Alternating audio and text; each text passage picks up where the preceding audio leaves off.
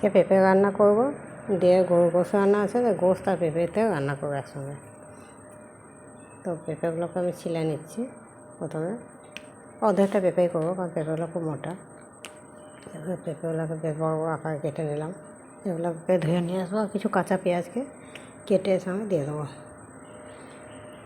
দিয়ে এবার কড়াইতে কিছুটা সর্ষের তেল দিলাম। সর্ষের তেলটা গরম হয়ে আসলে তখন কাঁচা তেলের গন্ধটা চলে যাবে, তখন পেঁপে আর পেঁয়াজ ধোয়াটাকে দিয়ে দেবো এর সঙ্গে।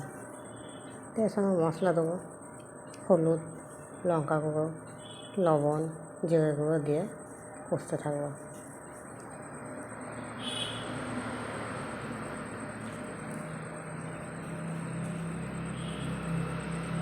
লবণ এসব দিয়ে কষবো কিছুক্ষণ ভালোভাবে। কষা হয়ে গেলে জিরে গুঁড়ো দিলাম, দিয়ে পানি দিয়ে ঢাকনা দিয়ে ঢেকে দেবো। এটা পেঁপেটা অর্ধেক সেদ্ধ হয়ে এসছে। এবার আমি গরুর গোশত রান্নাটা দিয়ে দিয়েছি, দেখুন কত সুন্দর কালার এসছে, কত খেতেও খুব টেস্ট হয়। পেঁপে দিয়ে গরুর গোশত রান্না করে আপনারা খাবেন, খুব ভালো লাগবে।